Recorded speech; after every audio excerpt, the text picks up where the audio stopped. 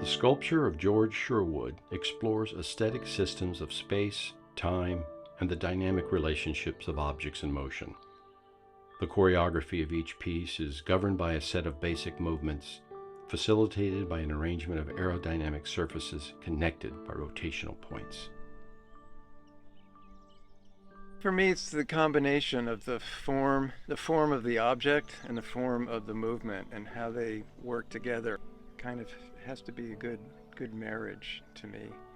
But I'm interested in the dynamic relationships of objects and how they relate to each other, much like you would see a dance, say. And what is it about that? What is the quality of the movement? Is it slow? Is it fast? I mean, how does it move you inside? Like, what's your favorite movement? Everybody has their favorite color, but what's your favorite motion or movement? And how do you respond to these to the motion of something?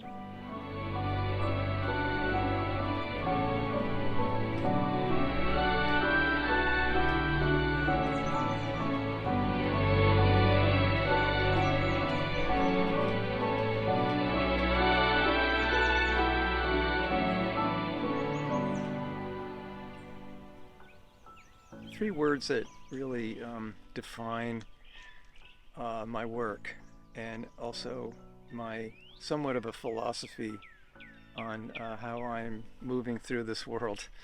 And they are wind, waves, and light. And I have an expression that says, the wind moves the waves move the light, and the light moves you.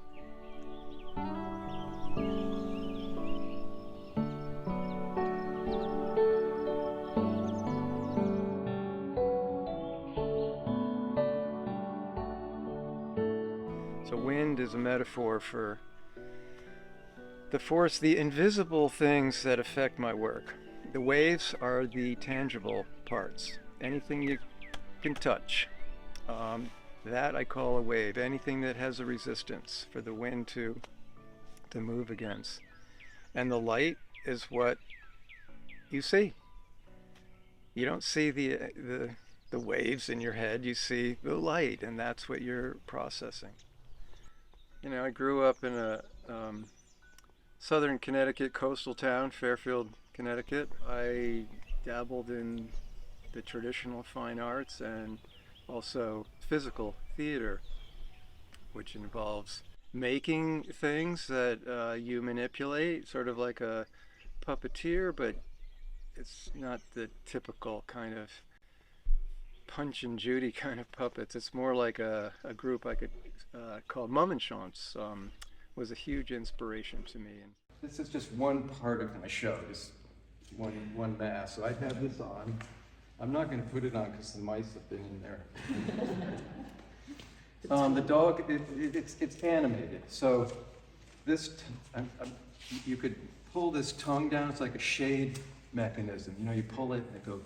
And I'd be walking around like a dog, and I'd have this twig, and I'd come over to some unsuspecting person, and I'd have you hold the tree, the little twig. And then I'd dance around a little bit, then I'd come over and reach my back pocket and pull out a squirt gun, and I'd lift my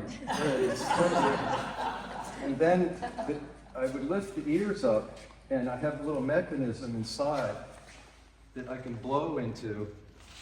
And these little ears, those party favors, they go out like that. And so it's like this sort of manic situation, which is another mask that I had a little skit I did with it, but I don't have the other components. But, the hat could go up and down like this. And inside were these mechanisms that I could control with my tongue, okay? Because I needed to have my hands free.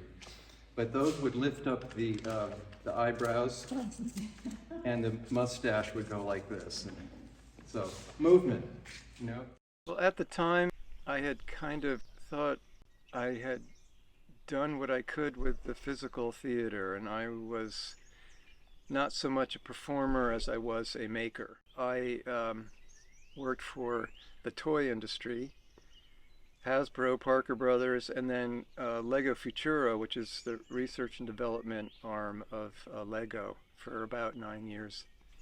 Anyway, during that time, I went to the Guggenheim Museum, and I saw these two moving arms. And it was this sculpture made by a guy named George Rickey, which totally knocked me off my feet. I mean, just the power that these things had, I just really felt it inside.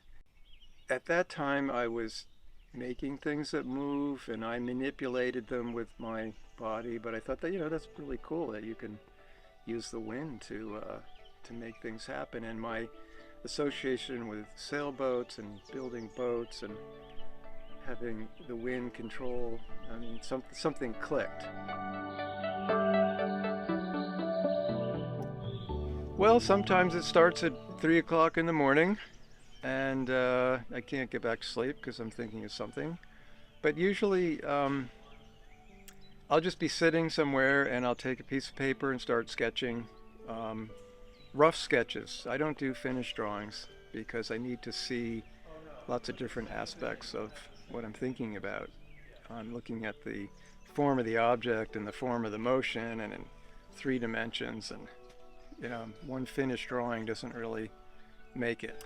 Then if I think something's interesting, I'll go get some flashing and hot melt glue and some string or something, and put it together, hang it outside, and see what happens.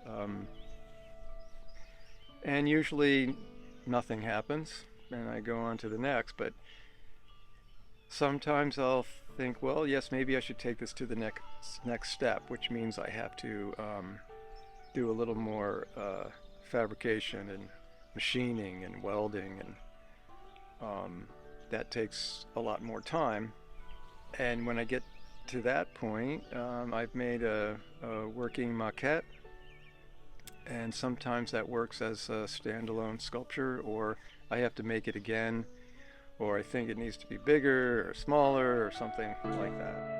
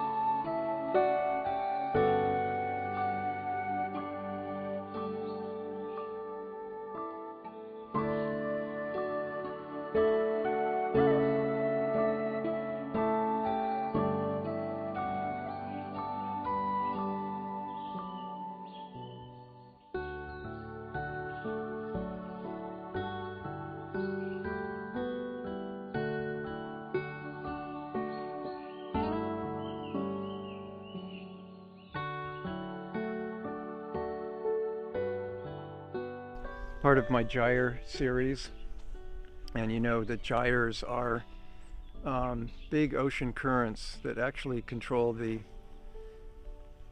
ecosystems of the earth, believe it or not. These giant swirling currents that affect the climate and everything. But anyway, these are elements that rotate within this piece, and then they have a secondary rotation. And there's 8 of them. It seems like it's playing a kind of a visual music as everything turns.